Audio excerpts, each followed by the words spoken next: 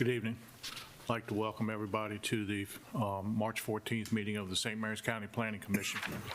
There are two sign-up sheets in the foyer for our hearing. One is a sign-up sheet if you're speaking this evening. The other is a sign-in sheet for attendees of this hearing. In case any further information needs to be sent to you regarding these cases, please sign up on one of these sheets. Our meeting is being recorded for the public record. Any comments made by anyone present must be recorded as part of the record. Therefore, if you have anything to say, you must come up to one of the microphones provided. Your comments cannot be recorded and placed in the record unless they are directed to a microphone. You are to direct your statements, questions, and responses to the board only, and we will direct them to the appropriate person for an answer. Please keep your comments to 3 minutes or less. Anyone testifying or asking questions during our public hearings will be required to take an oath. I thank you for your cooperation, and could you please put your cell phones on silence at this time. Our agenda this evening, after a review and approval of minutes, first two cases this evening are discussions. First one will be for fiscal year 2023, the capital improvement budget request. And our second one will be St. Mary's County Metropolitan Commission 2023 CIP and CIB. Following that, we have two public hearings this evening. We have a continuation of number 13-120004 for the Woods at Myrtle Point, Section 3 for a major subdivision that was continued from February 28th. And then after that, we'll have Zone 21-0140 for Guardrail LLC, and that's a zoning map amendment followed by adjournment. I'll let the board members introduce themselves, starting on our left. Kim Summers. William Hall. Patty Robrack. Howard Thompson. Joe Van Kirk. Joe Fazekas. And Merle Evans. All right, I got quite a list of attendees here tonight from the county. Everybody's working tonight. From the Department of Land Use and Growth Management, we have their director, Mr. Bill Hunt, his planners, Courtney Jenkins and Brandy Glenn, and their administrative coordinator is Kimberly Wood. From the county attorney's office, we have our county attorney, Mr. David Weiskopf, deputy county attorney, Mr. Neil Murphy, and assistant to the county attorney, Mr. John Hauser. Mr. Balkin isn't here tonight. Oh my. Okay, from the Department of the Metropolitan Commission, I'm sorry, we have their director, Mr. George Erickson, and Christy Hollander is also here. And let's see, from the Department of Public Works, we have their director, Mr. Jim Gotch, and their deputy director, Mr. Donald Mills. From the, let's see, quite a list here I had to write down. From the director of Economic Development, Mr. Chris Casalemas is here. From the Department of Finance, Ms. Jeanette Cudmore is here. From the Department of Public Works, Mr. Arthur Shepard is here. And from the St. Mary's County Airport, Ms. Allison Swent is here. From the school board, Kim Howe and Dr. Jeff Walker are here. And I hope I didn't miss anybody. If I did, I didn't mean to. And our most important person is Amy Carter, our video media producer, is with us this evening. Okay, did everybody have a chance to review the February 28th minutes?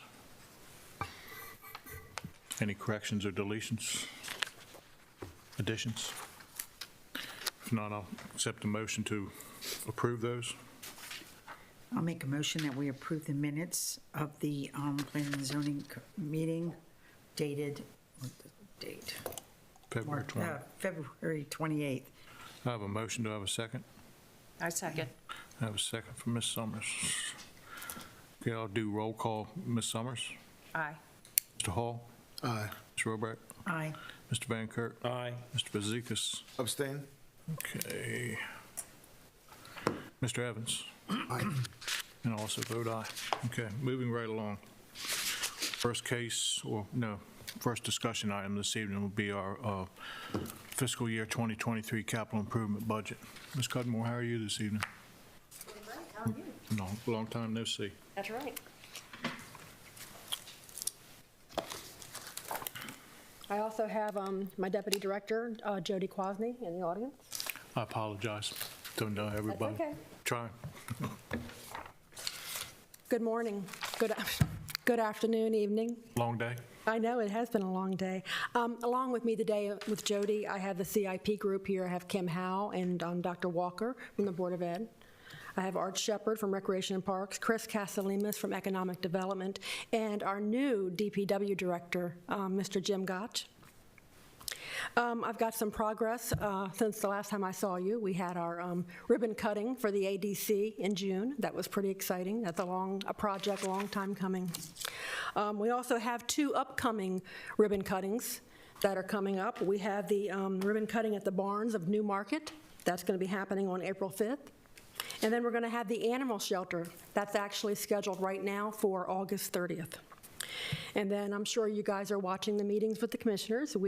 They've made a decision. We're going to do the YMCA at Great Mills. So we'll be updating that project as we go through the budget process. In the package that was provided to you, you'll notice there's an agenda, and the items that are in red are new projects, just so you can see. The first one is Lexington Park Charlotte Hall Library renovations. Then we have the vehicle maintenance facility addition and renovation. Oops. For public schools, we have these are 2 planning for the Benjamin Banneker Elementary School roof pre-design study. And then we have the Town Creek Elementary School, the roof pre-design study. On page 1, you'll notice our CIP.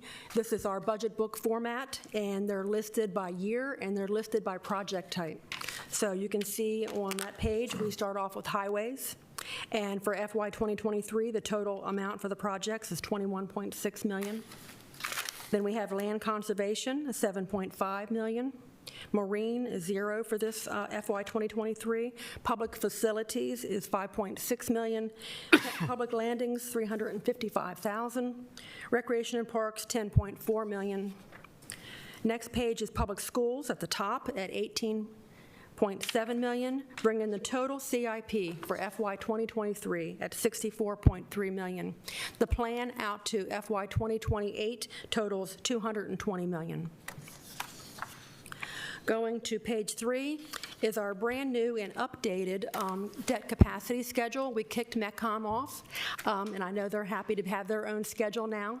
So we had legislation that was approved in the 2021 session that gave us a total limit of 3.15%, 40% goes to MECCOM, and the 60% goes to the county. So along with our personal property limit at 5%, our new real property limit is now 1.89%. So you'll see on the first yellow, we are completely below that 1.89% all the way out to FY 2028. Our second yellow row is for our debt service as a percent of our revenues, and that should be below 10%, and we are under that limit also. So we are both within our affordable limits. All right, now we're getting into our CIP sheets, and any questions, I'll bring up the director in charge of those project types. Okay. Anybody have any questions? I just had a couple Banker. questions that have probably been answered before, but it gets lost over the years. And it's not to put anybody on the spot. It's just a couple questions of. Actually, I had 3. Mr. Erickson was up here earlier, and we were speaking about the St. Clement Shores, and I was wondering if he'd give us an update on what's happening over at St. Clement Shores with the system upgrades and approvals. That's on the MECCOM CIP Oh, that's on projects. I'm sorry. Duh, sorry. We're here for county. We go okay. first. Always. Okay, I'm sorry. One under Parks and Rec Yes, Art? for Mr. Shepard.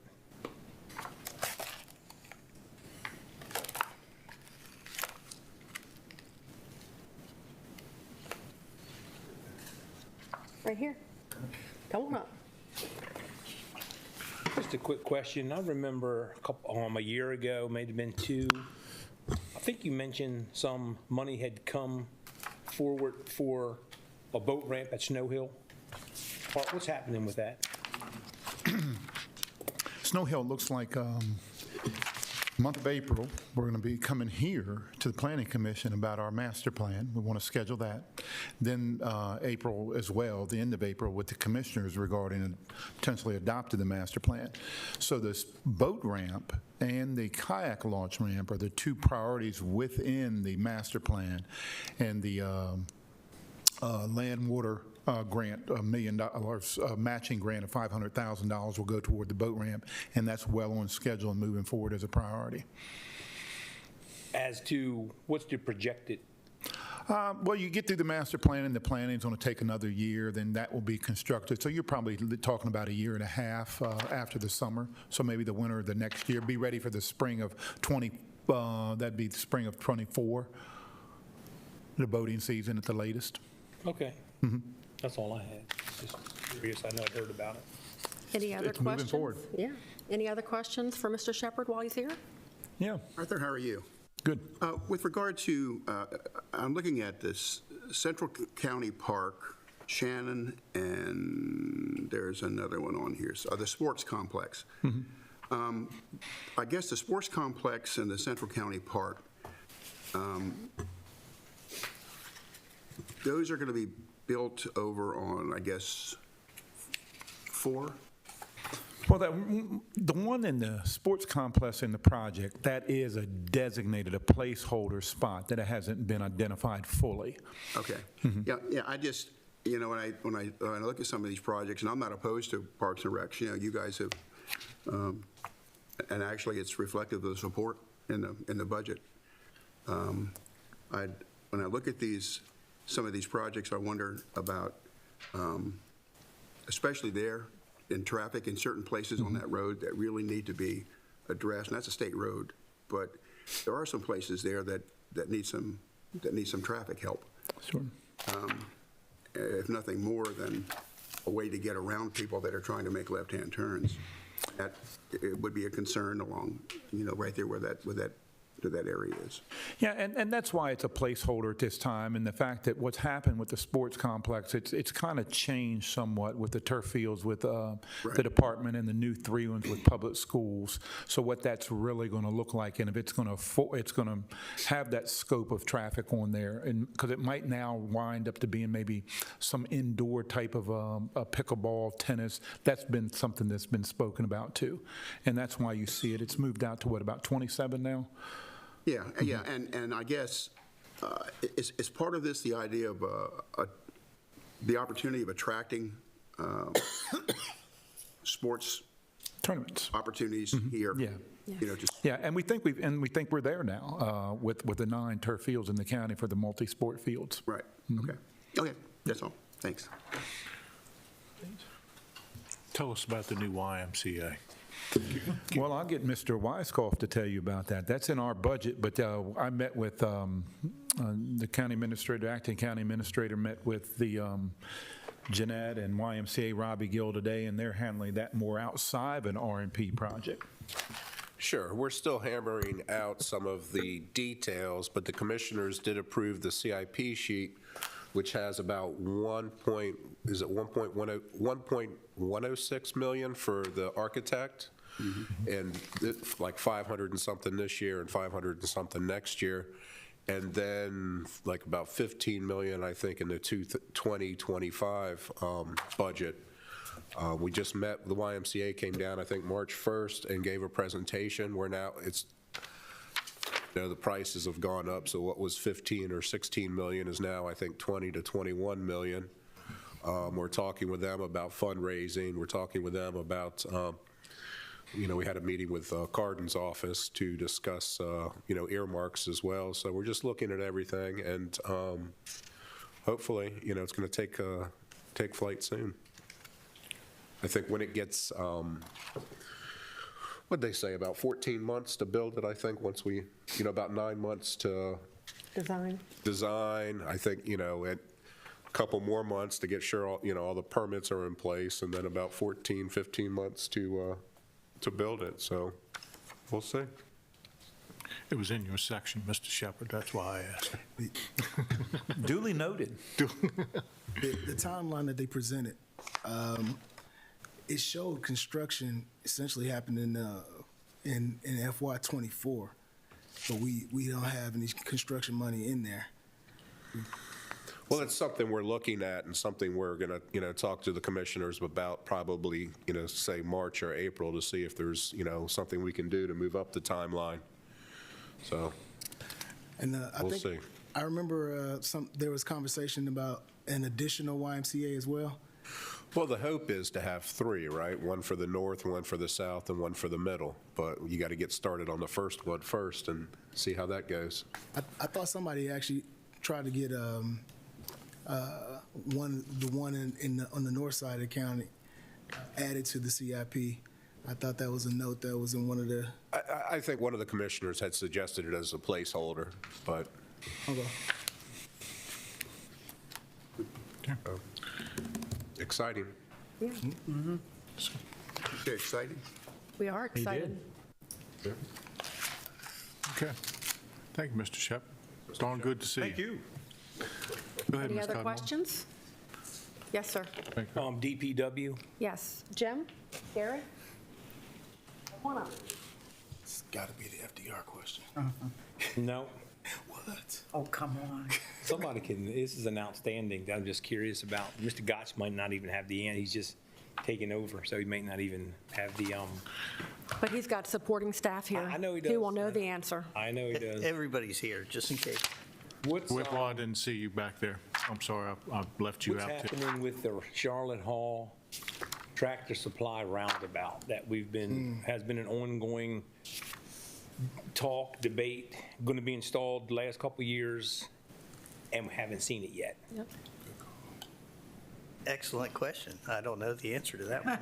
And I didn't mean to put anybody on the spot, seriously. It's just something that I've been asked about a couple times, and I've asked about it a couple times, and Now, I don't have the exact numbers in front of me, but I know it took a while because you were dealing with, 7 or 8 different properties. Property And Mr. owners. Parham was a very big help because he was instrumental in it. And I know, and some of the properties had, liens on them by mortgages and had to get the banks involved. But my understanding, and Donnie could correct me if I'm wrong, is that we have gotten all the property so that we can now move forward with it. I'm not sure when it's set to begin construction, but I know just obtaining the property for it all was, took some doing. I think we're now at the next stage of it, though. but it's still in the plans, too. oh, yes. Oh, yes. Oh, it's still here. Yeah. Okay. Is there if all the property is acquired, do you have an educated guess of, could it be this year? Or, it's been hanging out there for quite a while. Usually it takes about 9 to 12 months to get something through the process, to get to construction. That's your engineering design. So this calendar year, probably not. Probably not. Okay. All right, thank you. Any other questions? Mr. Evans? Welcome to county government, Mr. Gotch. Nice to see you. So, let me ask you this, because I ask it every year. With regard to the retrofit sidewalk program in here, it's in Jim. This planning commission and other planning commissions for decades, every project that comes before this planning commission, I won't use the word I typically use, but we require sidewalks. We require sidewalks to be constructed, and you of anybody would know that to be true from the private side. So not a single project gets constructed in the county without those sidewalks being completed. Here's the problem. The property owner constructs the sidewalks to the property line, and that's where they stop. The next property owner has the ability or responsibility to build those down the line. Well, many of them are never going to get built, not ever. So we have sidewalks to nowhere everywhere. They're just everywhere. And I hate to call out anybody, but over on Buck Hewitt Road, sidewalks where they end fall into ravines, just ditches. If you were walking, if you weren't aware where you were walking at nighttime, you'd wind up in a culvert. So, and I see in this again, and we've been talking about this particular area for probably a decade or more on Buck Hewitt Road. And the reason I bring it up is because I pass there every single day. And almost every day, I see people walking in the ditch. The good news is Buck Hewitt Well, no. have all the property in. Well, Buck Hewitt Road is on this, in this paragraph, Correct. but this is not his first, it's not his first time it showed up in that paragraph. And so I'm getting to, what I'm getting to is that if we talk about walkable, getting a ability to walk from point A to point B, those kinds of things, the county has to consider more than $300,000 in retrofits. They just do. Yeah. I mean, it's just, and I don't know how to, I'm not here to tell you that you're going to manufacture money, but when I look at projects, new projects that are 15, 18, 19, $20 million projects, airports, $40 million projects, and then we have people that have to walk in ditches because these are property owners, because they can't get from point A to point B. And again, I want to bring up point because I pass there every day. And of course, the developments up the way, all their sidewalks are completed because they wouldn't get approved if they weren't. So the county needs to, welcome to county government. So the county just needs to do a better job in funding you to take care of some of these sidewalks to nowhere because they're a problem. Thank you. I did it as eloquently as I possibly could. Well, if you look at the CIP sheet on page 8, there is prior approval of about $2.1 million, and we are adding $300,000. So I know that they're working on them. I see the money being spent. It's just, And I see that, and I do. we've got to get caught up. Yeah, and I do. I see down in Lexington Park. I was in Lexington Park the other day. I was just telling them I grew up on visiting my relatives on East Rennell, and what do I see down there at Three Oaks? All those brand new sidewalks. Yeah. All those brand new sidewalks. And that's great. The deal is, they were there before. They were retrofitted. They were torn up and new ones put down. Yeah. All I'm trying to do is get the connection from one place to another so that people aren't walking in roadways and ditches and things like that. And I know that the county wants that, and I know that Mr. Gotch wants that. We just have to find a way to get them out of this paragraph and so people can walk on them, okay? Thank you. Thanks. Any other questions for Mr. Gotch? Gary? I think we have to ask the FDR question, right? So get an update, because it looks like the rest of the project is supposed to be completed in the next fiscal year, right? Yes, we are completely funded in the 2023. $12.7 million. That Can you goes give to us an Peg Road. Huh? That to takes Peg- it all the way to Peg Road. So can you give us an update on where we're at as far as the project goes with land acquisition and construction? You know, I'm hoping Donnie has information on that. But I think we're down to the last couple of people that we need to acquire the property from We're getting close. between Buck Hewitt and Peg Road.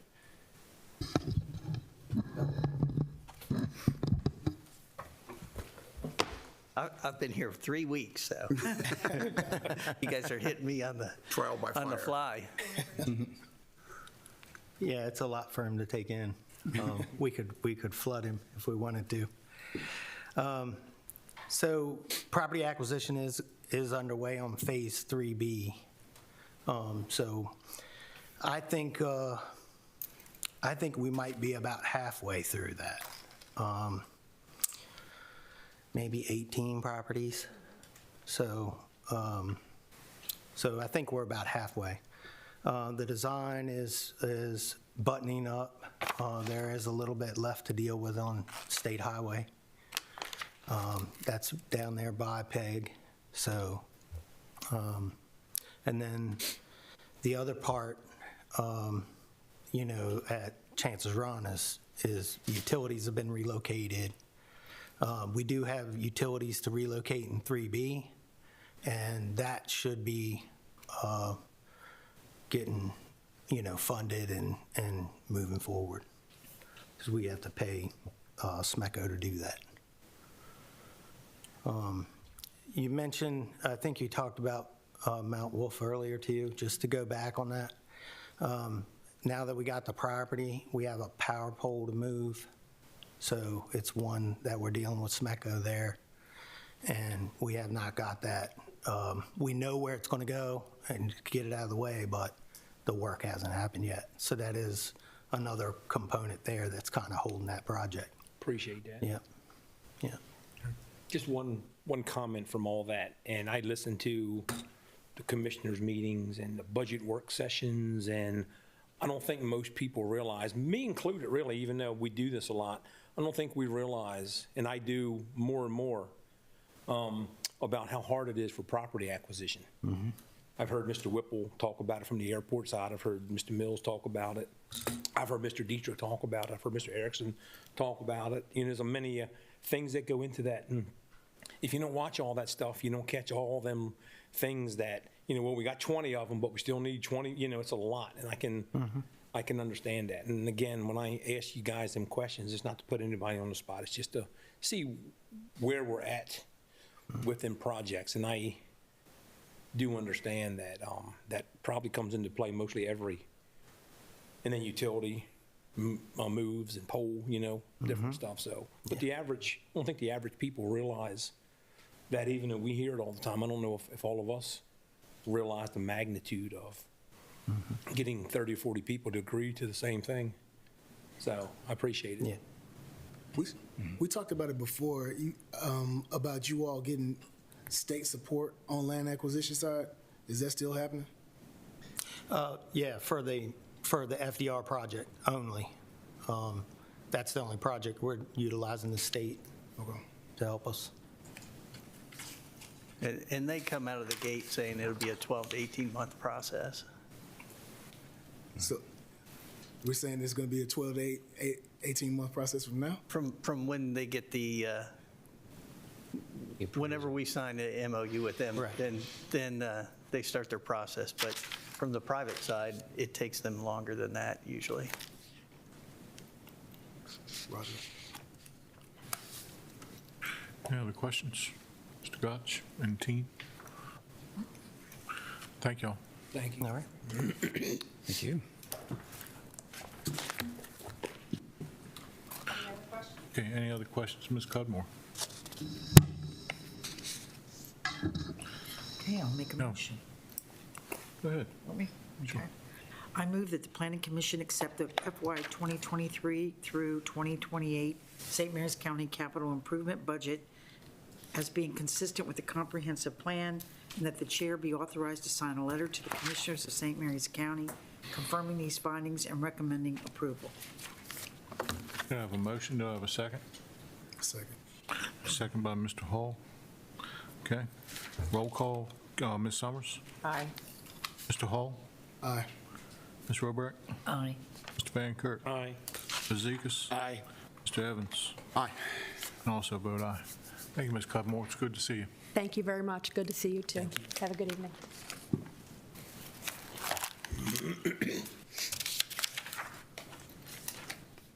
Thank you, ma'am. Okay. Next up on our agenda is the St. Mary's County Metropolitan Commission.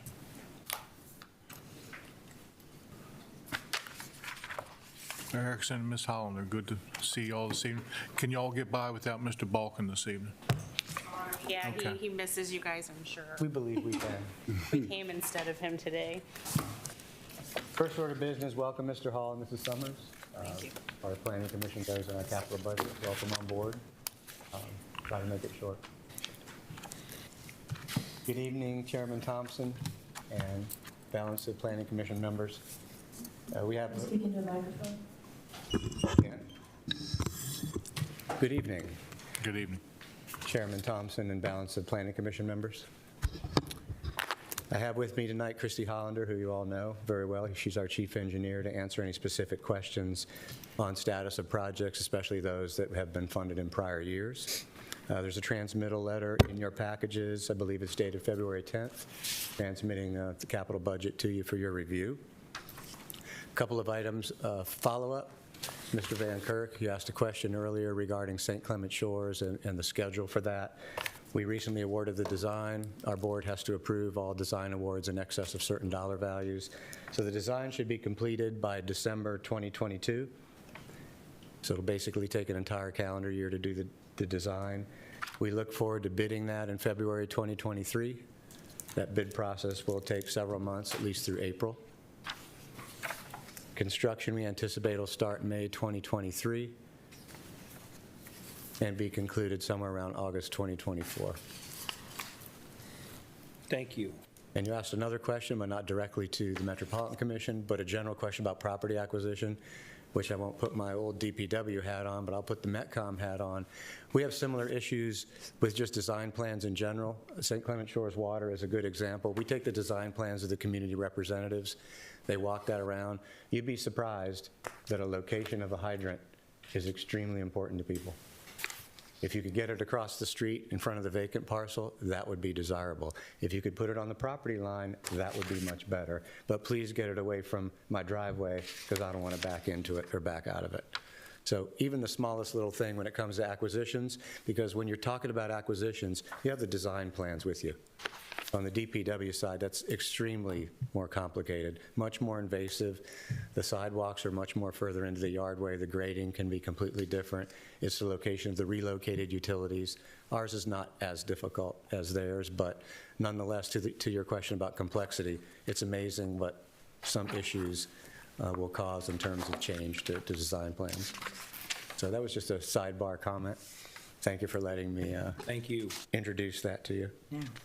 From a progress standpoint, we've already scheduled our public hearing for the 19th. We have to do that in advance, so there's no pressure on this group at all. That's plenty of time, advance time.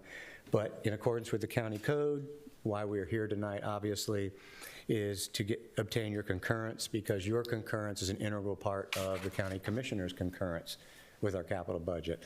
The county is not allowed to approve our capital budget unless the Planning Commission gives a favorable recommendation, and our board is not allowed to approve the capital budget until after it's had a public hearing. It hears from the county commissioners based on your recommendation.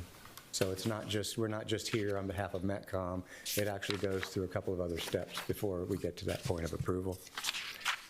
Tonight, capital budget-wise, it's not too much different than what you saw last year at about this same time. I think we come before you in March just about every year. We have about $33 million in water projects and about $31 million in sewer projects over the next 6 years. What we try to do every year with you, and some of your heads will nod, we highlight in yellow the changes from last year. Instead of going through every single project, we like to tell you what the changes were from last year. I could go through each one, but some of them are pretty mundane and not that exciting. We have a couple of salient changes that I'll go over really quickly, just 3 or 4 on the water side and 3 or 4 on the sewer side. On the water side, in FY23, we've reflected ARPA, that's American Rescue Plan funding. We received some allocations in 2022 from the county commissioners, as well as some 2023 commitments. So if we're to receive grant funding, we need to reflect that in our budget as grant funding. So we've received several hundreds of thousands of dollars. And on St. Clement Shores, I wanted to point out to Mr. Van Kirk, we just got a state funding eligibility determination. St. Clement Shores was going to be a $10 million project. $7 million, because we chose to upgrade that facility to a higher treatment level. $7 million out of that $10 million is going to be state grant funded. Another $1.5 to $1.6 million is going to be the county ARPA funding. And the balance is going to come from the Metcom reserve, another $1.5 million. It was a joint project. It solves a public health issue. You got 140, 150 failing septic systems down there. The plant part and parcel fixes that and also provides additional capacity for the future. But how often do you hear that a $10 million project only requires $1.5 million from the project coordinator, if you will, and the balance of it is grant funding? It's not loan. We're not borrowing. It's outright grant funding. So what a great project, really, all around. Health Department, county commissioners, MDE, Metropolitan Commission, and the customers who have to pay back the debt. When you have $7 million out of 10 or $8.5 million out of 10 being grant funded, that's a big win for everybody. So I wanted to report that. The Hollywood water system, we moved that out a year because the Dean self-storage facility has gone through this process. They were approved. They were required to build a portion of the water line. We don't have to build the entire portion anymore, so we reduced the scope. In addition to that, I guess it's Town Creek. I think, Mr. Hall, you're interested in Town Creek. We switched sections 3 and section 5, and you'll note that. You may or may not see that, but there's a funding difference between the two sections. We switched those because we're having more issues maintenance-wise with section 5 than section 3, so we wanted to move 5 up ahead of sections 4 and 3. So that was simply a switch based on need. Greenbrier, you'll see that as an additional project in our FY23 budget. That project was not ready to go to construction, and we had some money that we borrowed, and that money was better utilized for a project that we also already had in the queue, and that was a clarifier project, which I think we brought this to you about 3 or 4 years ago. We basically did a budget amendment to move money out of this project to fund another one that had a higher need. We're restoring the money in FY23 to that project, all based on timing. Very minor change. On the sewer side, we added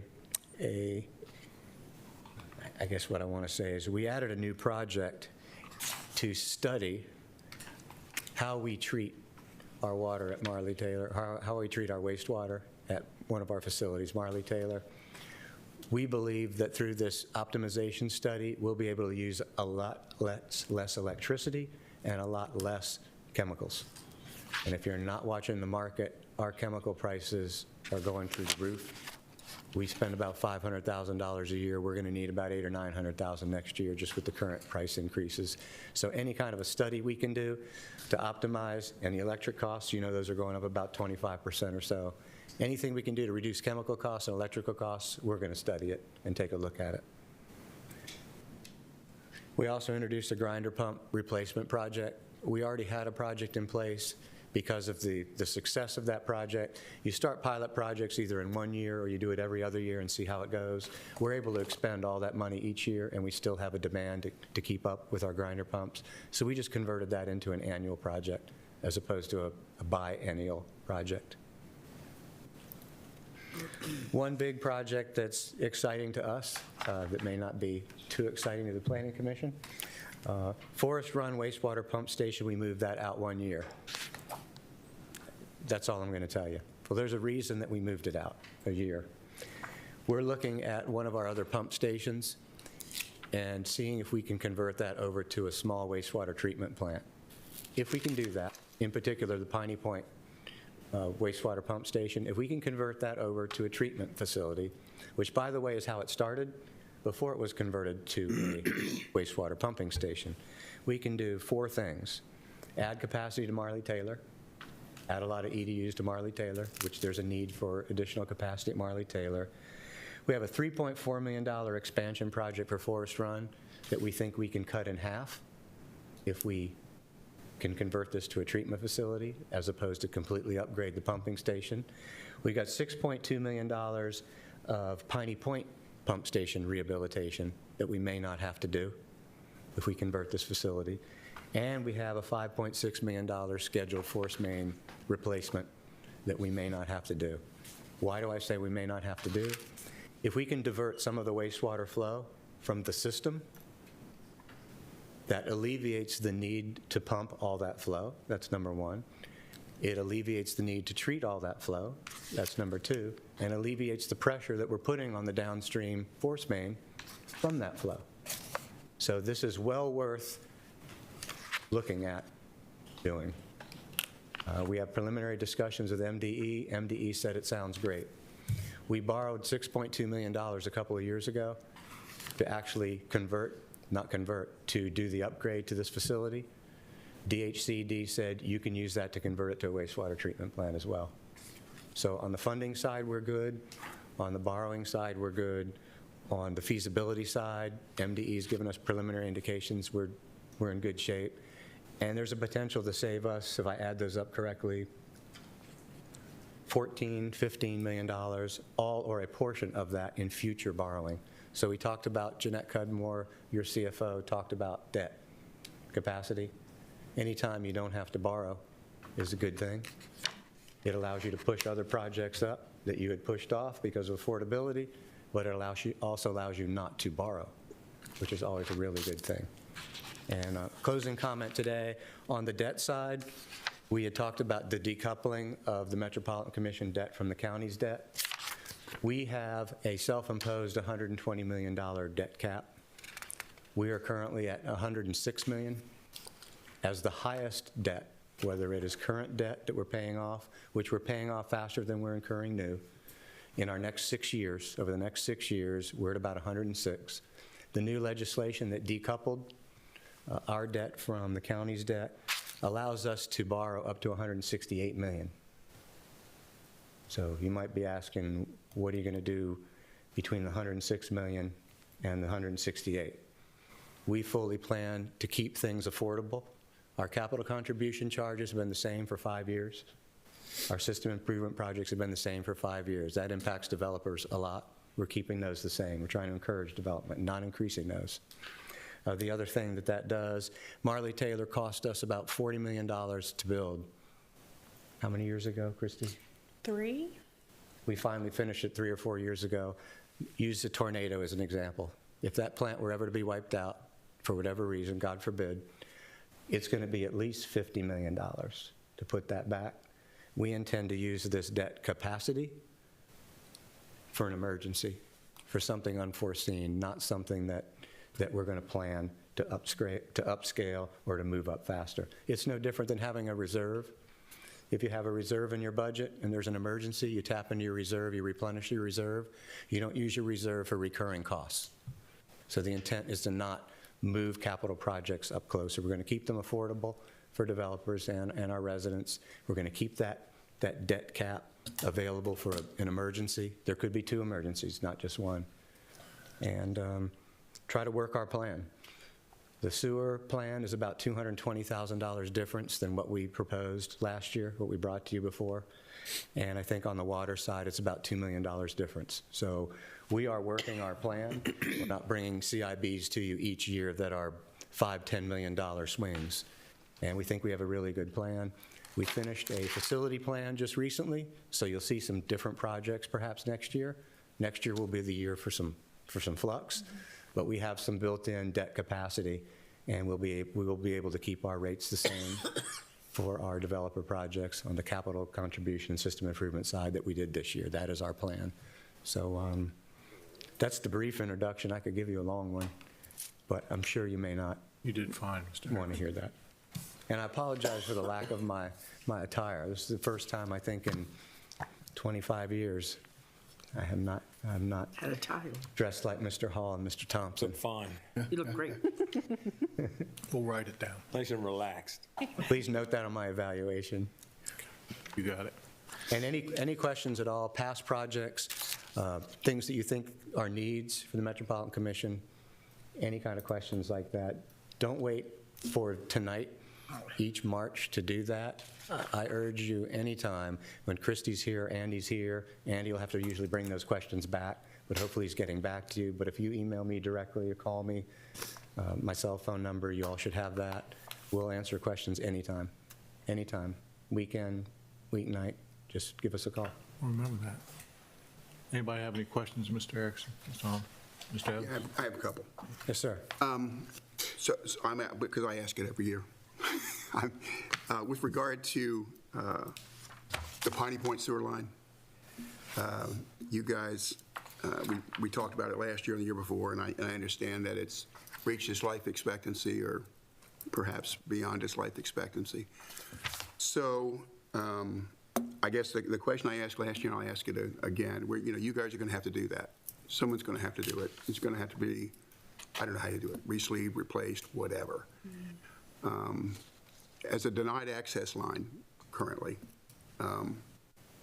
because of the federal money that was used to put it there, and you know that as well as I do, once you fix this line, once you spend subscriber money or whoever's money to fix this line, will you guys own the line, or will it be still controlled by the federal government and still have denied access to that line? I believe the provision in that grant was that we have to keep it in working order in perpetuity, basically. So I'm answering your question indirectly, but... That's a very indirect way of asking that question, too. Yeah. Yeah, I mean, I guess... We believe the restricted access will still be in place. that is so, you know, and you guys struggle with subscribers. You need subscribers. And so I guess what I'm saying is that if you're going to, whether it's, I don't care if it's grant money, where the money comes from, you're going to put the line in place, replace the line, make it like brand new, not to have control over that subscriber base that would be available perhaps, especially, you know, given the fact that we are up here constantly talking about housing, clustering, don't put lines out into the hinterland, all that silliness that we talk about. We talk about it a lot, and yet we won't have control over that line. So, one other question, just sort of expand on that a little bit. We're getting ready to do this comprehensive plan, going through the comprehensive plan.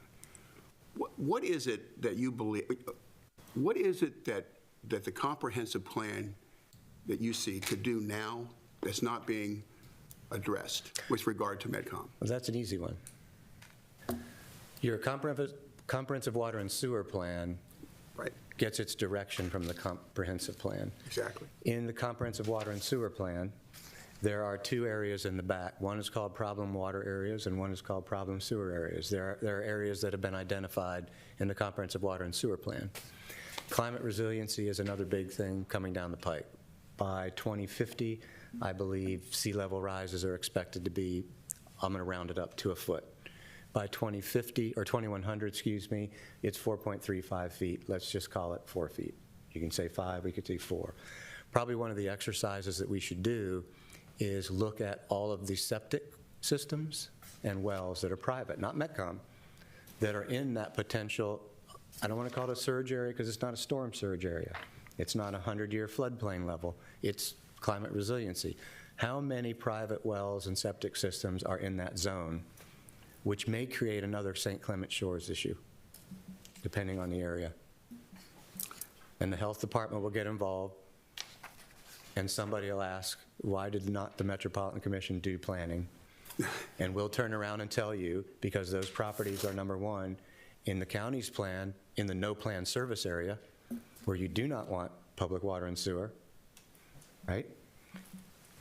But yet, here we are with a potential. So what I would suggest is take some of the language that's in the comprehensive water and sewer plan, put it in the comprehensive plan that says, we have recognized these areas as potential problem areas.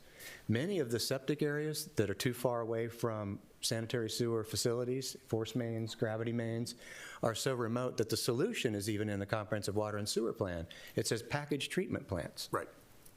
And that was what I was getting. Where's the land? Where's the land to put the packaged treatment plant? I'll use FDR Boulevard as an example, and you'll see my logic in a minute.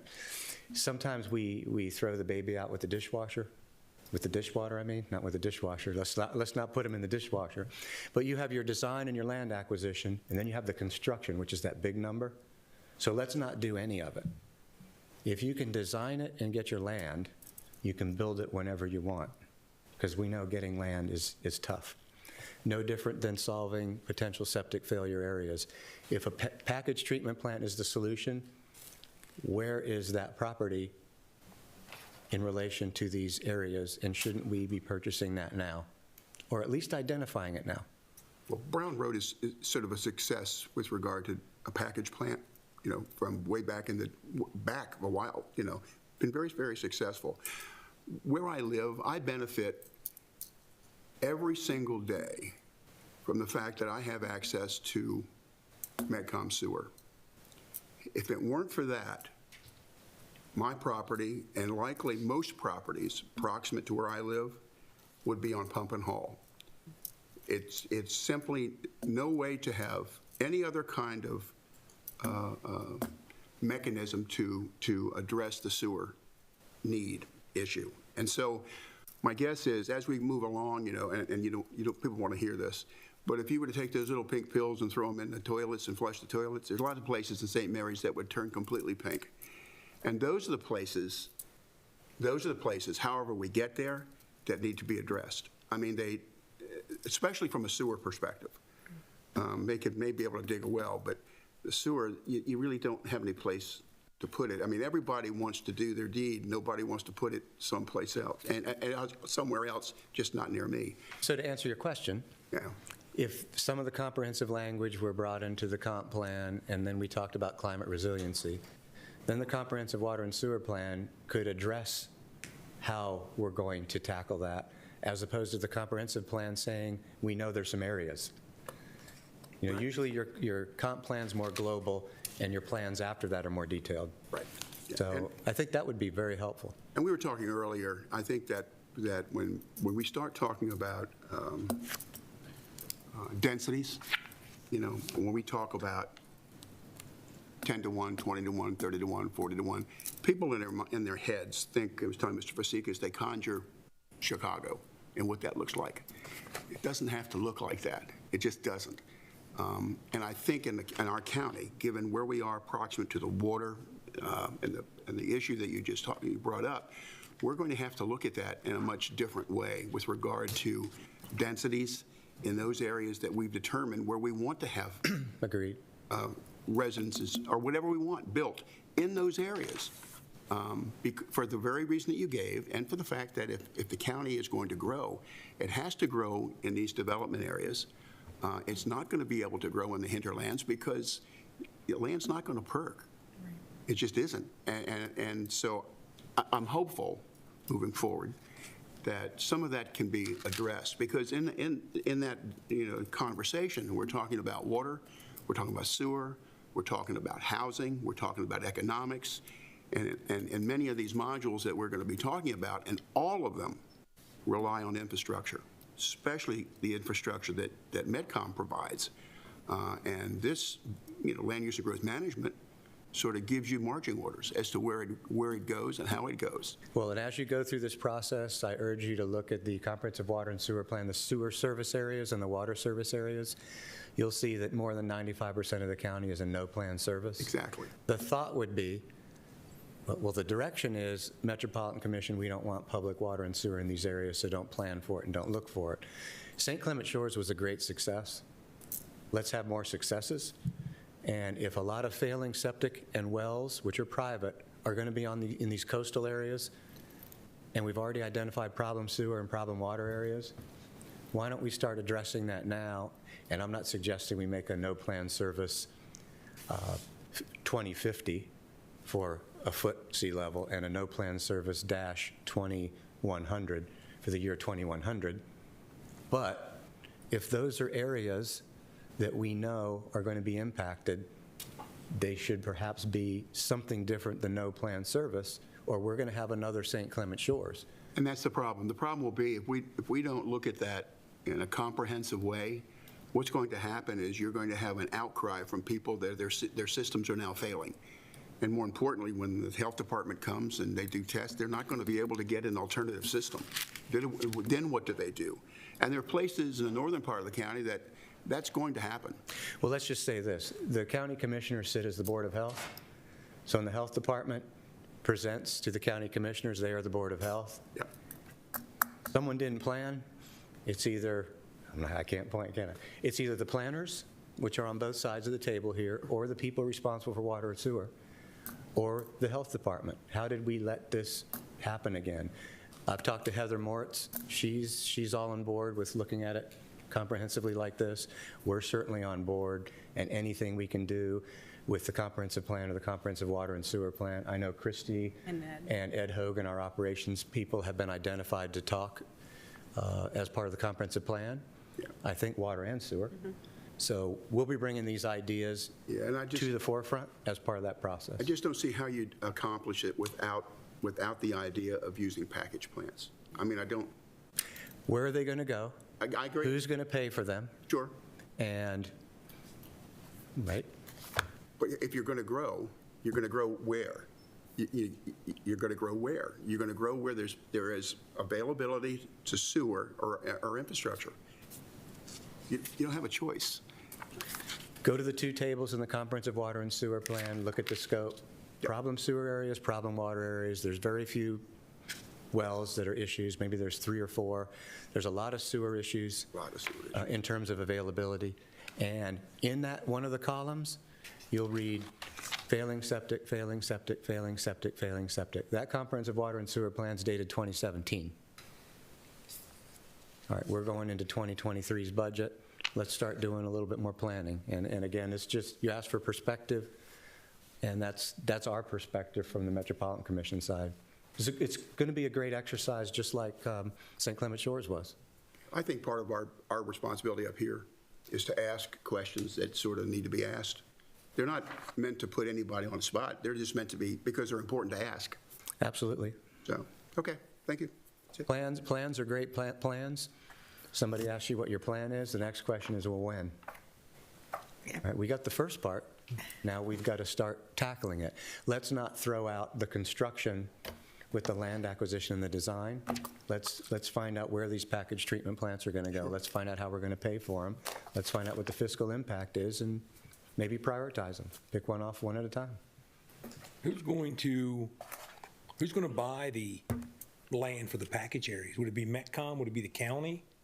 I mean, somebody has to. As it stands today, these are in no plan service areas. The Metropolitan Commission is told we don't want public water and sewer there.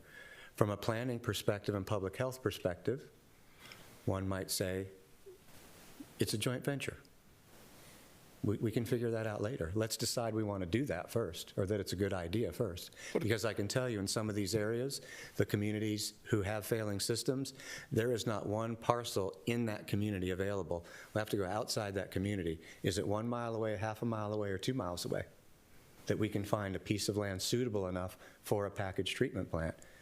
I think we get somebody to look comprehensively at that. But it's also, isn't the package area dependent on how many Volume. hook up to it? You've got volume? communities that are 10, some that are 25. I just looked at this yesterday, so Yeah. some that are 100, some that are 100. Yes, the size of the parcel will vary. Absolutely. You mentioned Brown Road. Is that the subdivision on Brown Road? Mm-hmm. Yeah, Forest Farms? Farms. Yeah. Forest Farm. Yeah, that's a really good example of it. And to be Yeah. honest with you, these we're talking about, all up and down the East Coast, New England, and those areas are all, most all, are private, they're partnerships. And without the partnership part with regard to land acquisition, that can be a problem. It could be that someone steps up, has a perfect place, they own the land, and then reach out and they create some sort of a partnership to do just that. But again, there has to be a return on investment with regard to that package plant and the people that are proximate to the plant. But it's a good question to ask, and actually it's actually more than a question to ask. It's actually something you're going to have to. Well, is it no plan service? It's not public water lines extensions. A package treatment plant is like a spot improvement. Right. So we're still sort of in conformance with no plan service, but as far as the Metropolitan Commission's leading the charge, we've been told we don't want public water and sewer there, but we you end up folks- being part of the solution in the end. So let's get together now and be part of that You solution. folks would still wind up managing those package plants, just like they do on Brown Road. You would have the package plant would be constructed, the connections made, and then either you or State of Maryland would prefer you, would manage those plants, which rightly so. That's the way it should be. You're here, so. But wouldn't it be hard to build something? I mean, I know it's the future. Wouldn't it be hard to acquire and actually build something if 20 houses needed it and there's a 500 that hadn't failed yet? You're going to have the same thing that you face now. If people don't have to connect, they're not going to connect. So you spend That's correct. You either millions and millions of dollars. You either have to require the connection, Right, require it within a right. certain number of years, but look, I just redid my septic field last year. What do you mean I have to connect in the next 3? There's a lot of detail. But if you don't have the land for the package treatment plant, maybe what happens there is you just defer it 2 or 3 years till you get more people failing. Right. You get a greater consensus, right? But you have the property and you know it's there. So you pick one of those pieces off. They don't want to connect until they fail. Sure. I mean, they want, and it doesn't matter whether it's new, 10 years old, or what it is. In our case, when that line came, the system was working. Not so much. But it was, no one came down and were making us, the property pump and haul. But the fact of the matter is, when that line came through, everybody that had, except for a few, that, pushed back, and over time, guess what? Their systems fail, because ultimately they will fail. They will be allowed to connect, is my understanding, if they have a failed system down there. So this year, we decoupled the county's debt from the Metropolitan Commission's debt. Right. The year before, we added some, and I think we reported to the Planning Commission, some special provisions in the law that weren't there before. One allows special taxing districts to occur. Call them special assessment districts, call them whatever you want. But if a community, this gets back to your question, Commissioner Evans, if a community as a whole, because of the number of failing systems, is a problem for that community, they can now come in and petition us, ask us to build it. We'll tell them how much it costs to get repaid. There's another tool in that toolbox. Maybe it's a 50-50. Health Department, county commissioners, us, to ease that burden. Because a treatment plant for 20 people is a lot different than a treatment plant for 100. Even though the 100 is bigger, I think on the scale, dividing it, the bigger the denominator, the better off you are. So it's And I going to be an think affordability thing, but pump and haul is not cheap. No. And people hear special taxing districts, they don't hear anything other than tax. That's what they hear. But special taxing districts are a really good tool to do what you just described. Let's with call regard it to- special assessment Exactly. or a benefit charge. And- That really is what it is. And it's really the benefit of it comes as a charge that benefit the people that they're being charged. I mean, they do it with, putting riprap in. They've done it for decades. And over a period of time, it's on your tax bill, and if you sell the property, that follows along with the deed. So it's a great tool to use for that The purpose. trick is balancing public need with Oh, I understand that. with forcing the public need before it's time. It's a tough balance. But again, if we do the planning, we get the properties, we're in a really good position at that point in time. And just to piggyback on that, a lot of those package plants are very expandable. They have different kind of modules that you could kind of plug in and expand those plants. So they are very flexible in that means as well. And I will say, I have some contact with folks in Maine and the New England states. A lot of those folks, like you guys, like MedCom, they monitor, when I visited there, they monitor everything with a laptop. Everything. If you put a particular chemical in that system, it peaks, they can tell and they don't have to be on site. They can be remote. They can be, it's really extraordinary what We they have SCADA systems that send us not only electronic messages to monitor that, but whenever any of them gets out of a certain performance metric, Yeah. automatically sends a message to us and we go out and respond. And the digesters and the media they use for all of that, it's just really extraordinary. And this is not old technology. I mean, this is. No, it's changing. Come for a visit, anybody. Free tours, any time of day, any day. Marley Taylor, anytime, individually or as a group. If it's tomorrow morning, call. We'll have one tomorrow morning for you. It's a really interesting process. Yeah, I agree. So anytime. Thanks for bringing that up. Any other questions? Exceptional, folks. Do I have a motion to accept it? I'll do it. Okay. I move that the Planning Commission accept the FY 2023 through FY 2028 St. Mary's County Metropolitan Commission Capital Improvement Plan and Budget as being consistent with the comprehensive plan, and that the chair be authorized to sign a letter to the Commissioners of St. Mary's County confirming these findings and recommending approval. A second. I have a motion and I have a second. Do the roll call. Ms. Summers? Aye. Mr. Hall? Aye. Ms. Roebuck? Aye. Mr. Van Kirk? Aye. Mr. Vazekas? Aye. Mr. Evans? Aye. I vote aye. We look forward to working with you on the comp plan and CWSP. Thank you for the invite. Thank you. Thank you all. Have a good evening. You too. Okay. Moving right along. Our first public hearing this evening. Brandon, you want to get us my sign-in sheets from out in the hall? Public hearing, the first one is a continuation of number 13-120-004 for the Woods of Vernal Point, Section 3 of the major subdivision, continued from February the 28th. Wait till Brandy comes back in the room, and I'll swear everybody in. I don't know if she's going to speak or say anything or not? No. She's not? Okay. Well, then anybody that's in here tonight that's going to have anything, answer any questions or anything, if you would stand at this time and I'll swear you in. Do you declare and affirm under the penalty of perjury that the testimony, responses, and statements you may give will be the whole truth, and nothing but the truth? I do. Okay, I think when we left off, we were here for some specific information, and that was from the school board, and I guess Mr. Hunt is going to talk to us about that. Yes, sir. Where we left off was on the adequate public facilities report that has to be finalized by the Planning Commission because this is a major subdivision and we didn't have that information. Since then, we have put that together and you see it on the document that was submitted to you. To bring us up to where we were, there is adequate public facilities with regard to school enrollment for the 132 townhouse units at Woods at Myrtle Point. Okay. Mr. Murphy, got a technical question for you. Just want to make sure I'm on the up and up here. I might be able to answer the question as well. There you go.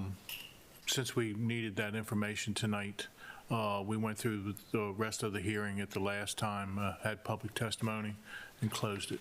Do I need to open that up just for this, anything specific that somebody, I'll say from the public, wanted to ask a question about that piece of information?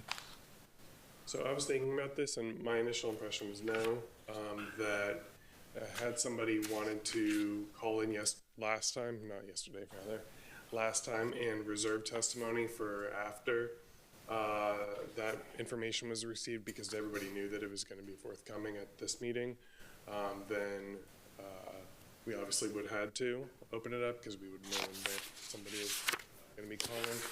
But if that didn't happen, I can open it. But if you feel it's more prudent, certainly welcome to, but there's no need in the. Okay. I don't want any glitches. Does anybody have any questions of Mr. Hunt about the information we received? Courtney, you want to call in, see if anybody, I'll open it up. I'm going to open it up to public testimony. I just want to make sure everything is good. I want this to fly.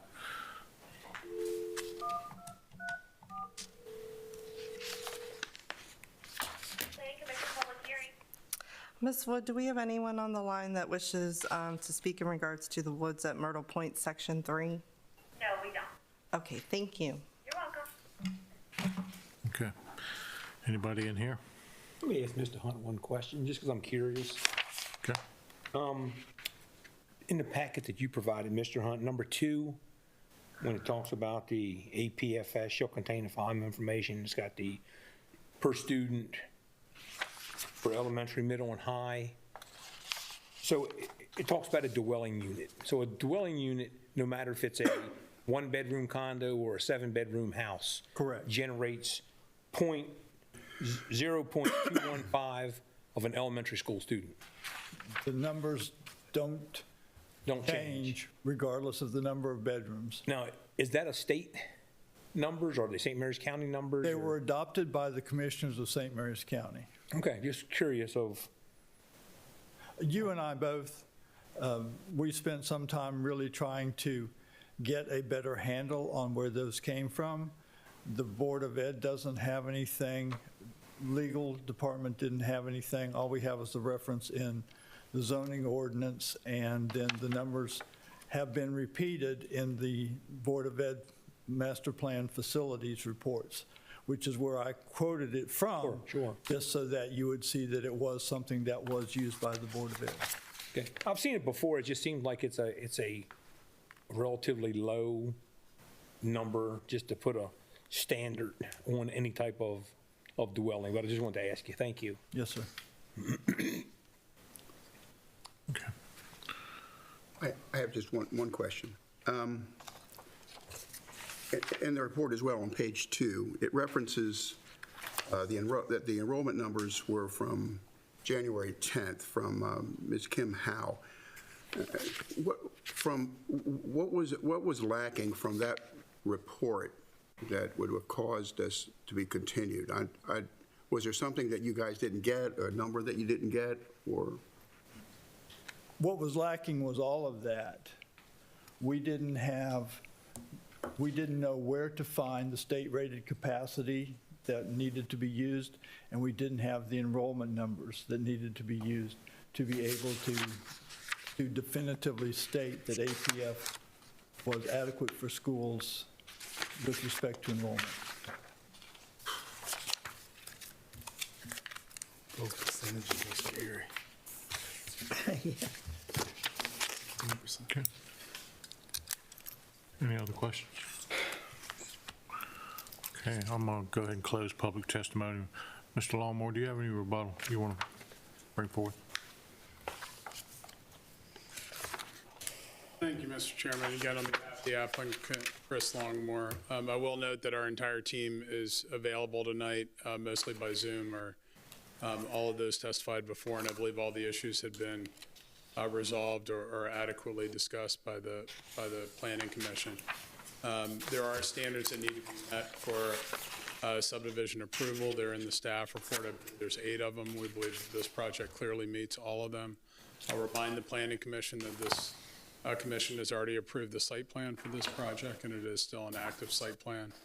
My client appreciates your attention to it tonight.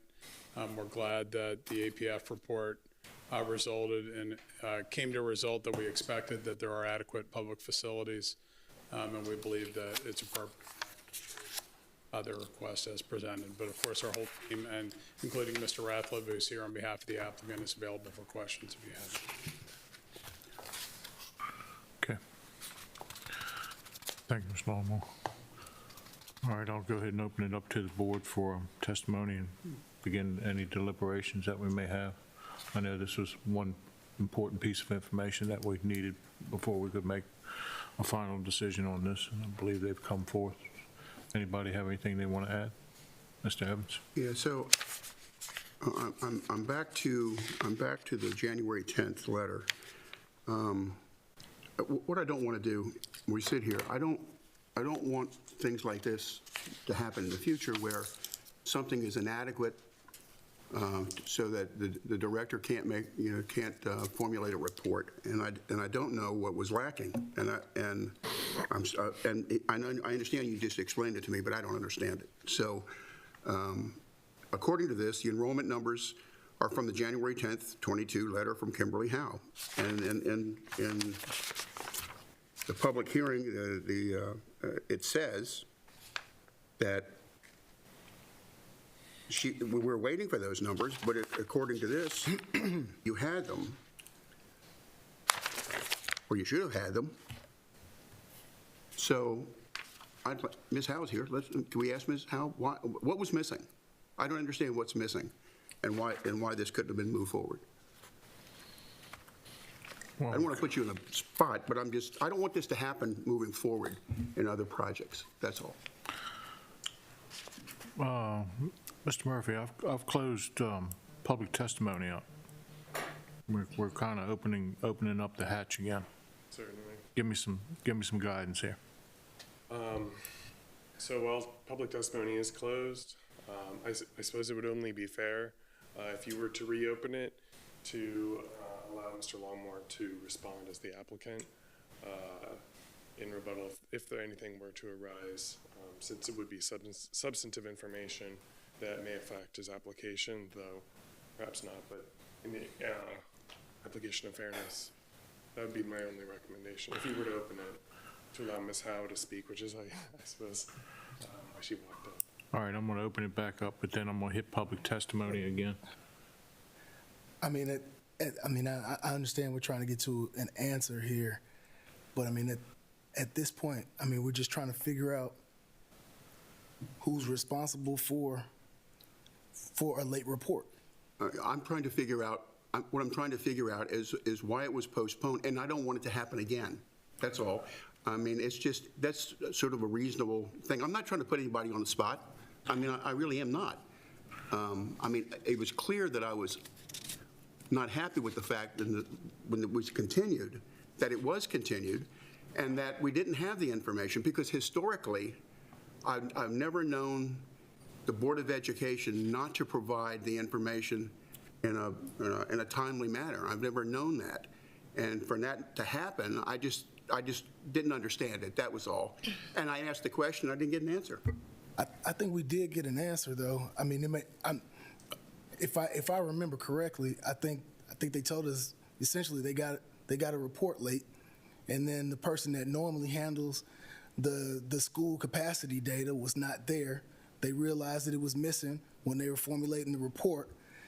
They reached out and didn't receive the report, and so I mean, it just seemed like it was all of that was started by a report that they received a little closer to the deadline than they should have. You know, so it's like I understand we want to talk to the department and we want to talk to staff, but I think part of it was just late paperwork from the applicant. Well, I think it was an abnormal situation in the first place because the subdivision was approved 9 years ago. True. Right. And I honestly think that Mr. Hunt is probably the one that noticed, and even staff that may have said, hey, you know, let's just get a better clarification of the APF because it was approved 9 years ago, which was an important factor, I think. And I just think that in the shuffle, whoever's fault it was, nobody's, everybody's, somebody's, it just kind of, even though the report was probably generated by Ms. Howe on January 10th, could have been generated last January 10th. Nobody asked for it, right, or didn't know we needed it. It was just one of those things that I think because of the abnormal situation. So to answer your question in my terms, I mean, anybody could forget anything. I mean, we've had cases postponed because it wasn't put in the newspaper in time. You know, just when you got so many moving parts, I really think that anything can happen, and it's. I don't have a problem with any of that. I mean, I really don't. I mean, but what's portrayed, I've never known it. I've never known to reach out to the Board of Education for information with regard to APF, ever, and them not respond. Well, they did respond. But I understand. But what it didn't do is it didn't get here. Okay, but, And I guess the meter. Just for a minute, yes, we got the traffic information late at the last minute, went to try and put the APF form together, realized that it included school capacity, which current staff had never done. APF director's report that included school capacity, because normally that's not included for commercial projects, just for major subdivisions. It came to our attention very late, so we were not able to reach out and get the answers from the school board. It's not that we reached out to the school board and didn't hear back, it's just we ran out of time. I went to send Ms. Howe an email literally right before I came to this meeting. So there wasn't enough time for them to respond. Even if you said, you know, pick up a phone, even if I picked up a phone at 5:30 on a Monday, chances are I wouldn't have gotten an answer before this 6:30 public hearing. The next day, I went to check my email to make sure it had gone out, and I guess I closed my laptop before I hit sent. It was in my draft folder, sent it to her. She did respond very quickly, and we were able to put it together.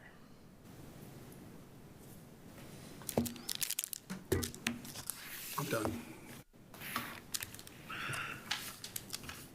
I don't have to open it back up now. That way. It's a beautiful thing. Thank you, sir. Thank you, Mr. Murphy. Okay. Is there any other deliberation on this? Does anybody want to make a motion?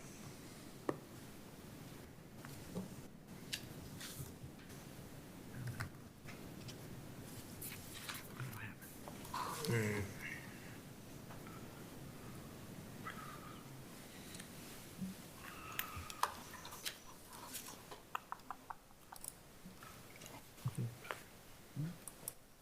me see.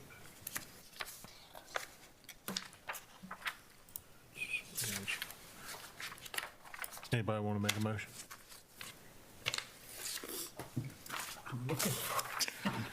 I don't have the sheet. That's what I'm looking for. All right. I'm embarrassed to say. But I'm embarrassed too. All right, well, I can bring it up here on the screen for you. I'm looking. That Hold on. should be in there. It's on the screen.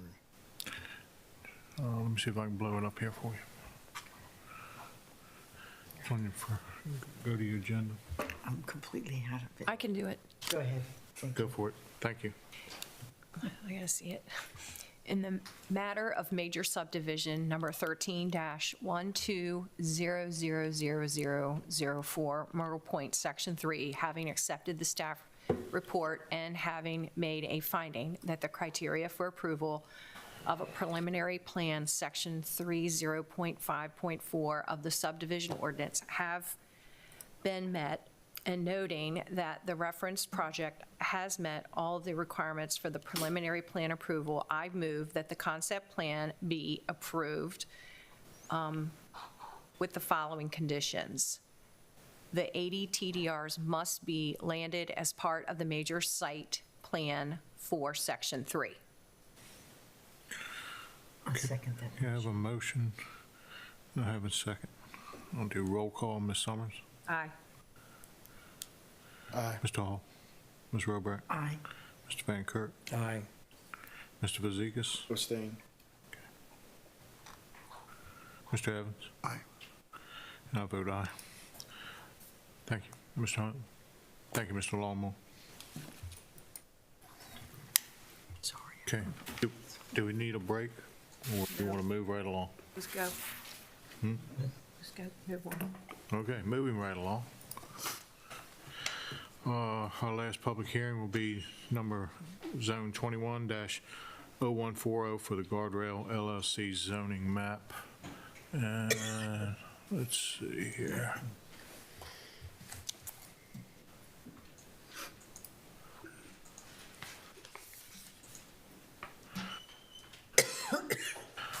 The action requested is a review of a comprehensive plan amendment to change the land use from rural preservation to rural commerce, and a zoning map amendment to change the rural preservation zoning district to rural commercial limited zoning district. Anybody that will be testifying tonight or giving any statements, public testimony, if you would stand at this time, and I'll get you sworn in.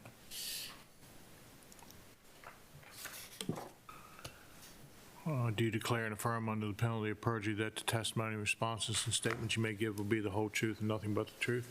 I do. Thank you. Okay.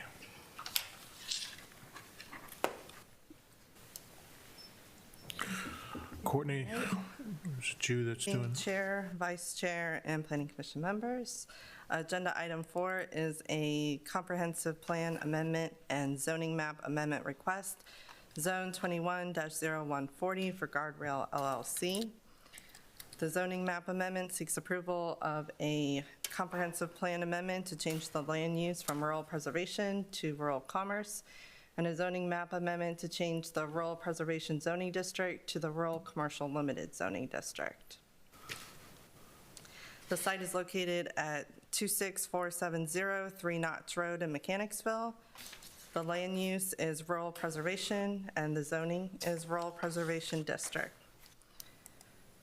The regulations of rural preservation districts are intended to foster agricultural, forestry, mineral resource extraction, and aquaculture uses, and protect the land base necessary to support these activities. Low-density residential development in this type of district is permitted subject to performance standards that maintain the rural character of the district in recognition of the fact that a full range of public facilities is not provided or planned. The farmer has the right to farm without being restricted by neighboring residential areas, restricted hours of operation for farm equipment, restricted odor-producing fertilizers or mandatory noise reductions may not be imposed on farmers in an RPD zoning district. The general intent of the district is to encourage farming without undue burden on the landowner.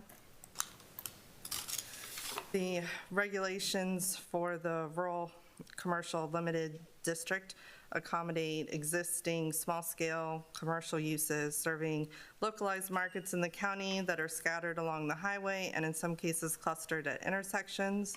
Where such existing uses are compatible in scale with the character of the rural area and are devoted to a local market, their continued operation and opportunity for reasonable expansion is consistent with the policies of the comprehensive plan. RCL districts provide for the continuation and limited expansion of such uses.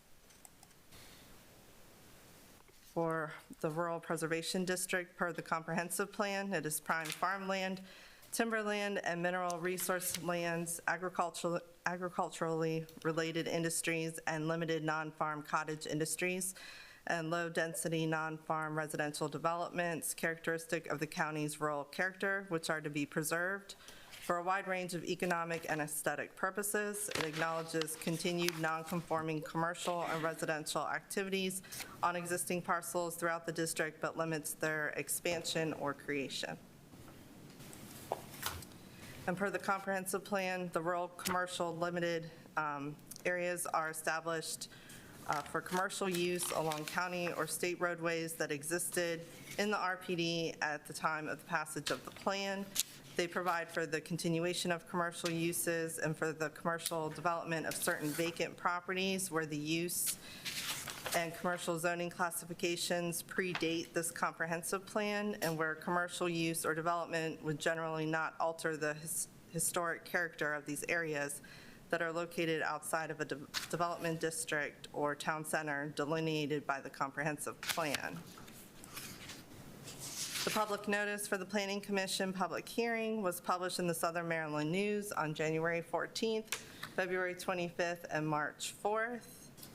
The property has been posted in accordance with the CZO requirements, Section 21.3.3. Certified mail receipts have been received and have been entered into the record of this public hearing as Exhibit 1, and the agenda was posted on the website on March 7th. The request was reviewed at the TEC meeting that was held on August 25th, 2021.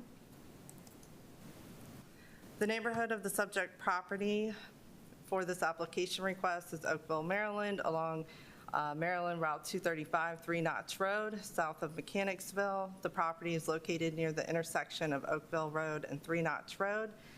The area includes a major transportation corridor with some existing commercial development. Nearby businesses include Wentworth's Nursery, Boatman's Mini Market, East Coast Investments, Sutter's and Ridgel Oil and Heating Air, and Oakville Elementary School is nearby.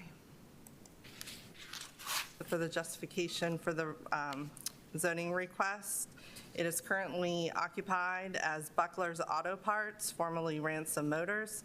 It is improved with multiple commercial and storage buildings and other improvements to support the current business.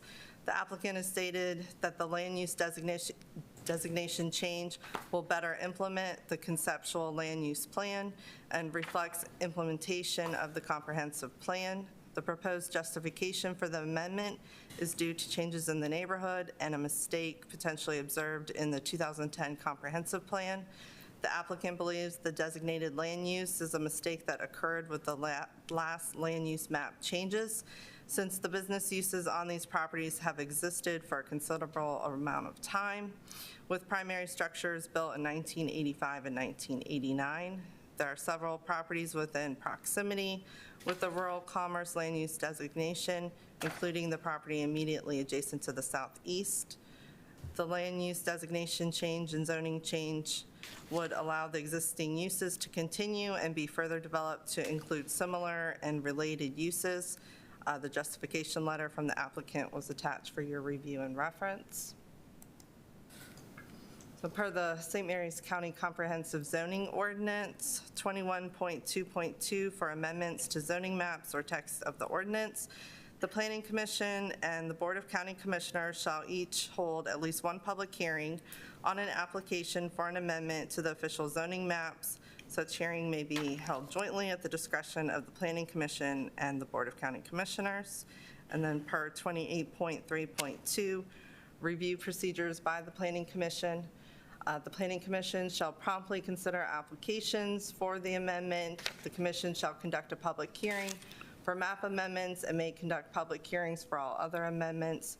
Generally, within 60 days from its final hearing, the Planning Commission shall transmit its recommendations for approval or disapproval to the County Commissioners.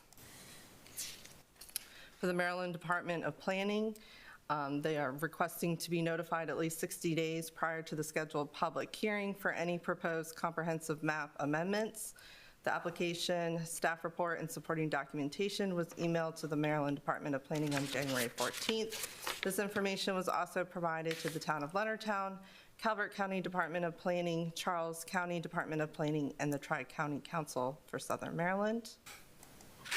And this concludes staff's report and is entered into the record of this public hearing as Exhibit 2. Mr. Longmore is here representing the applicant. I would be happy to answer any questions you may have for me at this time. Okay, do any of the board members have any questions of staff at this time? This is probably not specifically for staff, but it is relates to the report, and this is probably for the county attorneys, either Mr. Hauser or Mr. Murphy. When we had another one of these couple, 3 weeks back, 4 weeks back, something like that, and there was some inconsistencies with regard to the Maryland Department of Planning required the county to notify them 60 days prior, and the state saying that wasn't required, and Mr. Hauser shared that they were going to look into it. I was wondering whether or not they were able to do that, and whether or not they were able to find out whether it's a requirement or it's not. Do you know, John? Good afternoon, or sorry, evening. So we did look into it. Again, we reviewed it this afternoon, and they're required to be notified for a change in the land use, but not in the zoning. Right. Okay. So we just need to change that part then. That's fine. Okay, cool. Good. Thank you. I appreciate it. Thank you, Joe.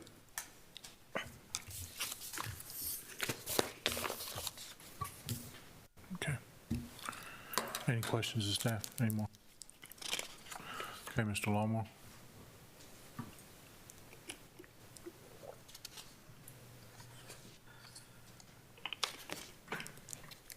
Good evening again, Mr. Chairman, members of the Planning Commission. Thank you for the time tonight. I'm here representing the applicant, Guardrail LLC, and I'll note that in the audience is Tammy Buckler, one of the principals of that LLC, and if you have questions for her, she's available as we go forward tonight. We do have a PowerPoint presentation that I'll run through and address the substance of our request tonight, and we can kind of be happy to answer any questions as we go. The summary of our request tonight, and Member Evans touched on this a little bit. There's actually 2 requests, and Ms. Jenkins mentioned it in her report. One of the requests is to rezone the property to be rural commercial limited district. Right now it's rural preservation district. And then the second request is to change the land use designation from rural preservation to be rural commercial. I know the Planning Commission is aware of this. I was in front of you, I believe, about a month ago with a property nearby here. The idea here is that the client wants to rezone the property. This one is a little different purpose than other requests I've been before you. This property has an existing non-conforming use on it that is allowed. Buckler's Auto Parts are there, and Ransom was there for a considerable amount of time before that. You'll see from some of the overhead photos. My clients purchased it in the not too distant past within the last couple of years, and they're operating their business there. One of the issues that they've run into is that other potential related business uses that would make sense for them to do, like have an office in the facility and maybe rent out an office to somebody to use right there on 235. They're not allowed to do it because it's zoned RPD. They're only allowed to continue to use the non-conforming use that's there already. So they are allowed to continue to do this. This would give them more flexibility to do that. And as I'll highlight, and I believe Ms. Jenkins did a wonderful job of doing it in her report as well, that's the whole purpose of the rural conservation or rural commercial limited district and the rural commercial land uses, when you have existing commercial uses, to allow them the flexibility to continue if they were in those places when the plan was adopted, and likewise be able to expand and adapt to their business environment. So that's the purpose of our request today. As you'll see on here, there are 2 adjacent properties that are part of the application as mentioned in the staff report, and we've listed the 2 tax account numbers there so it's clear in the record. If we can go to the next slide. I know the Planning Commission is well aware of your process. I know that this slide you've seen several times from me in the last 6 months or so. We are at the review stage by the Planning Commission, as mentioned in the staff report. This has been reviewed both at the TEC level. The planning director has deemed it complete to come before you. It's been reviewed by all the TEC agencies, and as mentioned again by Mr. Evans, there is a requirement because one of our 2 requests is to amend the comprehensive plan, and that being the land use map that is part of that plan, it was required to go to the Maryland Department of Planning at least 60 days before today and be advertised as such, and all of that has been done. We want to thank staff for that. As you can see, these applications take a lot of lead time and a lot of work up front, and staff has really worked with us on this one and the other ones, and we really appreciate all their hard work. And then the next stage after this, we're asking for a recommendation to the Board of County Commissioners this evening to approve it, and of course, the Board of County Commissioners will schedule public hearing. They'll have a meeting to decide to schedule that, and then they'll have a public hearing and then a decision. So the remainder of the process, if all goes well, I would go forward in the next 6 weeks to 3 months on the outside is what we're hoping. If we go to the next slide. This is just an overhead photo. It's similar to the one in the staff report. The 2 properties that are there in the center are the properties we're talking about. They're kind of the odd-shaped properties. They directly front 3 Notch Road, and you can see that they're kind of odd-shaped in the back. To the immediate or to the left of that, you can see the Wentworth Nursery that, of course, was before you with a similar request that was recommended by this Planning Commission. To be rezoned RCL as this request is. And immediately to the right there, you can see a portion of it in the bottom middle of that photograph is Ridgel Oil, and as you'll see on the zoning map, that's already zoned RCL, so this would be consistent with that. If we go to the next slide. This is the zoning map. So again, you can see our properties there right in the center, those 2 parcels that make up our application. They are operated as one business, and you wouldn't know they're 2 parcels there just by driving by. But through ownership, we've listed both of them in here, so our application is complete. The property immediately to the south of that, as you can see, 2 parcels. I don't think that overlay is exactly accurate. I believe it applies to those 2 parcels there. That's just how GIS printed it out. So that's already RCL. Again, we have a request that you had approved immediately to the north of this property for the Wentworth property that would, if successful before the Board of County Commissioners, will likewise be zoned RCL. And then you have the other commercial properties immediately to the north of that, including one adjacent to Wentworth that is also RCL. So the idea of this request, similar to the other one, is that this would be consistent with the neighboring properties. This is exactly the type of area that we think RCL was designed for. And given that this property has had a commercial use for so long, it'd be appropriate to zone it as such. And this zoning map, we think, highlights that. If we go to the next slide. This is the current land use map. Again, you can see the properties that we're here talking tonight are immediately adjacent to rural commerce zone property, again, the Ridgel property, and then to the north there are the other properties that are already zoned rural commerce. And again, this Planning Commission recommended that Wentworth also, their land use map likewise be changed to be rural commerce. If we go to the next slide. This is an excerpt of the Maryland Department of Assessments and Taxation Information Report. I provide this to the Planning Commission. You can see in the bottom left-hand corner. The purpose is to show that the primary structures on the property were built in 1985. Again, they are commercial use structures. That is to demonstrate that this commercial use has been on the property for some time.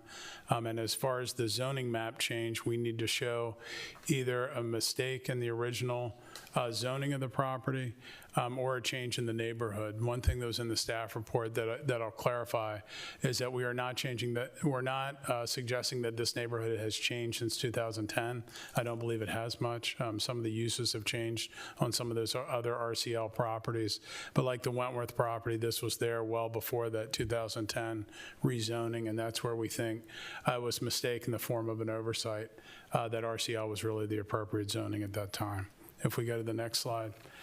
These are some historic overhead photos taken off the county GIS map, just to demonstrate again the length of time that this use has been on the property. You can see our property immediately in the center there. It appears to be some dirt storage area for some vehicles, as you can see, running toward the back of the property. You can see a fence right along 235. Either that fence or a similar one is still there today, and the other commercial buildings that are out front. Again, this was from 2003, which was well before the 2010 rezoning. If we go to the next slide, this is another historical photo that was a little bit more difficult to see, but this is from 1998, again, showing that there's been a commercial use on this property since at least that time. And there were some other historical photos that went back a little further, but they were too difficult to see on a slide. So 1985, again, was the date on the SDAT printout for the buildings on the property. This, again, is a copy of a slide referencing the purpose of the Rural Commercial Limited District. And as you can see, it's the purpose of that is to accommodate existing small-scale commercial uses serving localized markets that are scattered along highways, and in some cases clustered at intersections. You can also see that they're compatible with the area, and that the idea behind it is that their continuance, operation, and opportunity for reasonable expansion is consistent with the policies of the comprehensive plan.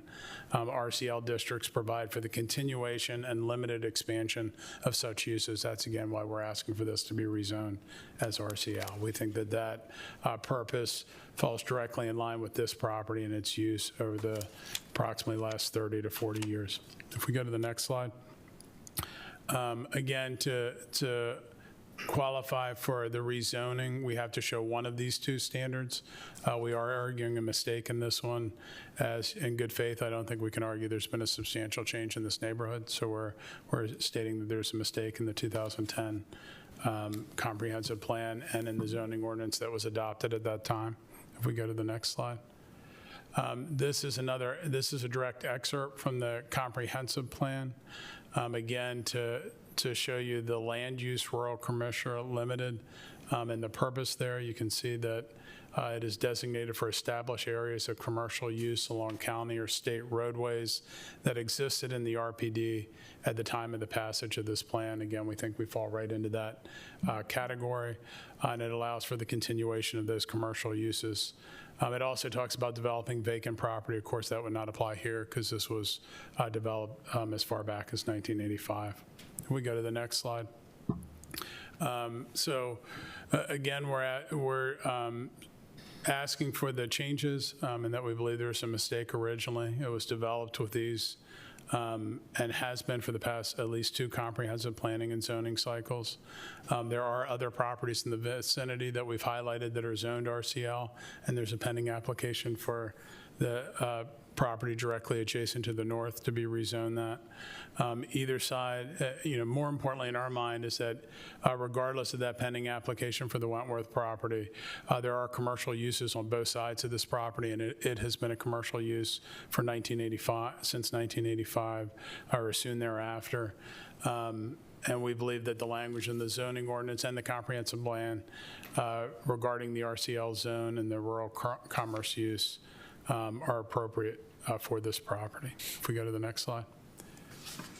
So our requested action tonight is twofold. One, to recommend to the Board of County Commissioners that they amend the county zoning map to rezone the property from RPD to RCL, and that the Planning Commission also recommend to the Board of County Commissioners that the land use map that is part of our comprehensive plan redesignate the property from rural preservation to rural commerce. That is our request tonight. I believe that's our last slide. So that's our request. We appreciate the time tonight. Again, my client's here if you have any questions. This is not a plan to entirely redevelop it. They plan to continue the operation that they have right now. That's within their plans. They would just like some flexibility to be able to fully use the buildings that are there for uses that would be allowed within RCL. Of course, they'd need all applicable permits, and they're willing to obtain those as needed if they add any new uses to the property. They've already approached the county about that. That's when they realized that it was a non-conforming use and they were not allowed to do that. So that prompted their application tonight. My client appreciates your attention. It's been a long process like these are. It's a very expensive process. I think the Planning Commission knows there's a very hefty application fee that my client has paid in order to go through this process, and we'd ask a favorable approval tonight to the Board of County Commissioners. Thank you. Okay. Does anybody have any questions of Mr. Longmore? I just have one. Okay. Just confirming, Chris, that I know we talked a lot about land use because it requires the plan change, but the land use and the zoning change on this are exactly the same as it was. The wording's exactly the same as it was on the one we had a few weeks ago under each category. It is. And zoning. Yeah, this is the same. We're asking for the same category, so both properties would be consistent if that's a consideration the Planning Commission wishes to make. They just happen to get put on two different agendas because of the cycle that they went through the TEC. Anybody else have any questions? Okay, thank you, Mr. Longmore. We'll go ahead now and open it up to public testimony if anybody is here. I don't think there was anybody in the audience for public testimony. Do you want to call and see if,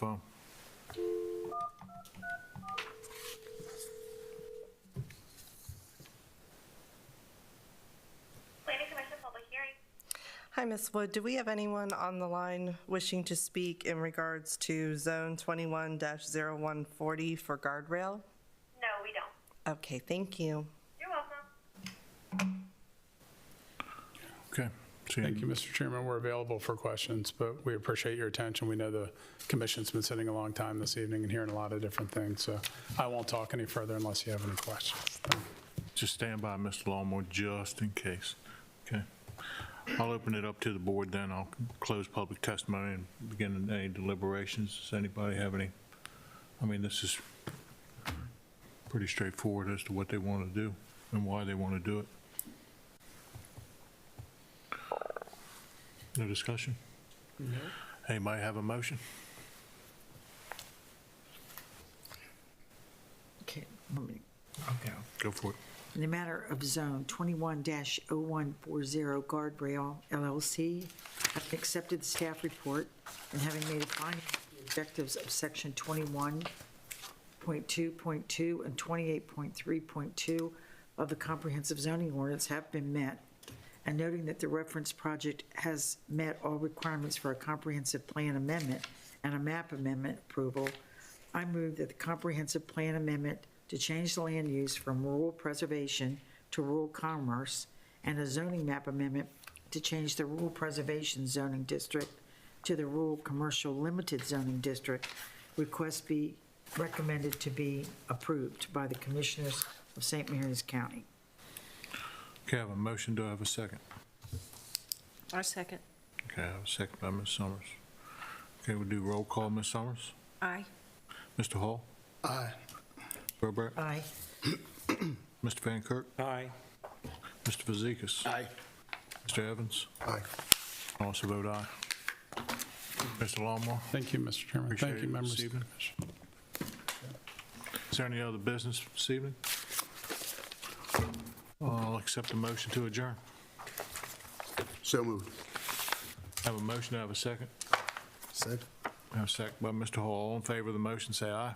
Aye. Okay, we are adjourned. Thank you very much this evening, folks.